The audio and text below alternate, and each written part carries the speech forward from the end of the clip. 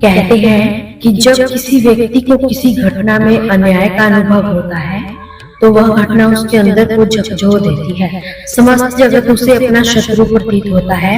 अन्याय लगने वाली घटना जितनी बड़ी होती है, मनुष्य का हृदय भी उतना ही अधिक विरोध करता है। उस घटना के उत्तर में यूं कहिए, जन्म या मृत्यु, एक जीवन का आरंभ, एक जीवन का अंत। अब यह एक चक्र है और हर चक्र की भांति इसका भी जहाँ से आरंभ होता है वहाँ पर अंत भी होता है। अर्थात भगवान श्री कृष्ण कहते हैं, हर एक मनुष्य जिसने जन्म लिया उसके जन्म के साथ ही ये निश्चित हो जाता है कि उसकी मृत्यु भी अवश्य ही होगी। इस संसार में ऐसा कुछ भी नहीं है जो सदा सदा के लिए रहेगा। अब यह हम सभी जानते हैं, हमारे पास जो जीवन हमें मिला है, जिसे हम जी सकते हैं, उसमें हम क्या करते हैं वो महत्वपूर्ण होता है। कुछ ऐसा कर जाइए कि जीवन के पश्चात भी अमर रहे। हमारा कथन, हमारे कर्म इस संसार में प्रेरणा भर, और यदि हम प्रेरणा ना भर पाए तो भी यह संतोष होना चाहिए कि हमने हमारे जीवन को व्यर्थ नहीं किया। इस जीवन को जीने की चाह में हमने समय व्यर्थ नहीं किया, और इस जीवन को जीने का सबसे सर्वश्रेष्ठ मार्ग यही है कि कब मृत्यु हमारी होगी, कैसे हमारी मृत्यु होगी, इस चिंता का त्याग कर हम वर्तमान में जिए, आज में जिए, आज कर्म करें और आज जो संकट सामने है उसका सामना करें। भविष्य के मार्ग अपने आप खुल जाएंगे। आपके जीवन में संकट की बड़ी बड़ी चट्टानें आएगी, उन चट्टानों को इतना दुर्बल बना दीजिए कि भले ही आप वहां से चले जाओ, आपके पीछे जो भी उस मार्ग से आ रहा है वो भी बड़ी सरलता से उस चट्टान को तोड़कर आगे निकल सके। स्मरण रखिए, आपके प्रयास का अपना एक महत्व है। यदि आप किसी किले पर ध्वज लहरा भी न पाए तभी आपके प्रयास का महत्व कभी कम नहीं होगा।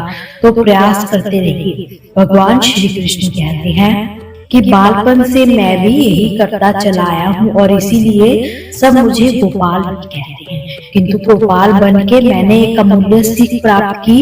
मैंने देखा कि गौशाला में अनेक बछड़ों में से गैया अपने बछड़ों को उचित प्रकार से पहचान लेती है, जबकि ये सभी बछड़े एक जैसे दिखते हैं, सबके स्वर भी एक जैसे होते हैं, तब भी ये सभी बछड़ों में अपने बछड़े को पहचान लिया करती है, उसके साथ रहती है। कुछ इसी प्रकार होते हैं हमारे कर्म और उसका कर्म फल। आप सबके मध्य में रह के कोई भी कर्म कीजिए, उन सबके बीच रहकर भी आपको कर्म का फल अवश्य ढूंढ ही लेगा। इसलिए जब भी कर्म करें सोच समझ कर करें। कर्म करने से पहले एक बार सोच लीजिए, तो जीवन में कभी बार बार पछताना नहीं पड़ेगा। क्योंकि बात ही कुछ ऐसी है कि संसार में आप काल, कर्म, फल और समय इन चीजों से कभी छिप नहीं सकते, कभी बच नहीं सकते। हम सभी जीवन में सुख चाहते हैं। जीवन में ही क्या है, इस जीवन के पश्चात भी हम सब सुख चाहते हैं। हम सभी स्वर्ग की कामना करता है।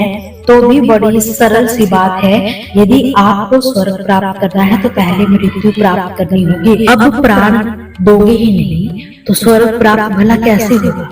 बस इतनी छोटी सी बात जीवन में बहुत कुछ सिखा सकती है।